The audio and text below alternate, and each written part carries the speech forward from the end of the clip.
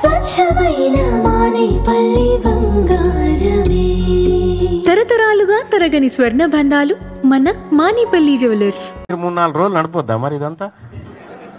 తీన్మార్ మల్లన్న కాంగ్రెస్ నుంచి వెళ్ళిపోయిండు, తీన్మార్ మల్లన్న కాంగ్రెస్ నుంచి బయటకు వచ్చిండు, జనసేన చీపు, టీడీపీ చీపు, కొత్త పార్టీ అని నడపాలంటే నేను మాట్లాడితే మీరు నడుపుతారా?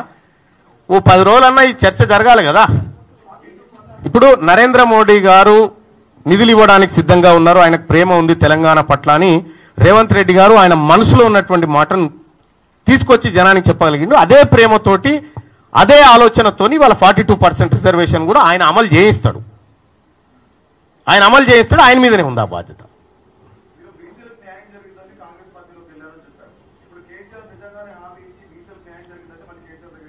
ఒక విషయం చెప్తా ఉన్నా, మాదే ఉయ్యాలనా ఈయన దాని తాడికి ఆయన దాని తీడు కురికేయడానికి?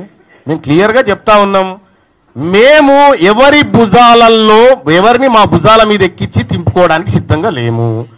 మేము మా ప్రజలమైనటువంటి బీసీల మాకు మేమే మొట్టమొదటిసారిగా తెలంగాణ రాష్ట్రంలో తెలంగాణ మలిదశ బీసీ ఉద్యమాన్ని ప్రారంభించినము. కలిసి వచ్చేటువంటి బీసీ ప్రతి బీసీని కలుపుకొని పోతాం. ఇవాళ పొద్దున కొంతమంది బ్రాహ్మణ సోదరులు మా దగ్గరకు వచ్చారు, అన్న మాకు అన్యాయం జరుగుతుంది మీరు తప్పకుండా మాట్లాడతాం వాళ్ళ గురించి. కొంతమంది వైశ్య సోదరులు వచ్చారు, అన్న మీతో పనిచేయడానికి సిద్ధంగా ఉన్నాం, మేము మాకు అన్యాయం జరిగింది అన్నారు. ఖచ్చితంగా వాళ్ళని కలుపుకొని ముందుకు పోతాం, వాళ్ళ కష్టాలను కూడా మా భుజాల మీద వేసుకుంటాం. 70 ఏళ్ల సంది మీరు మోసిరు కదా, ఇక దించూరి మమ్మల్ని. కాన్ఫిడెంట్ దేనికి బైసాబ్? క్లారిటీ ఉంది కదా, ఓట్లు మాయ అయినప్పుడు. ఓట్లన్నీ మాయే కదా, ఓట్లన్నీ మాయ అయిన తర్వాత ఇంకో మా సీఎం కాకపోతే ఎవరైతారు?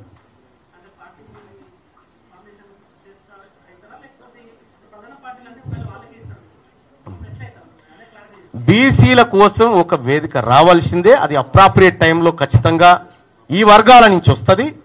అప్పటి వరకు మేము బీసీలను చైతన్యవంతం చేసి ముందుకు తీసుకుపోవడం మా బాధ్యత.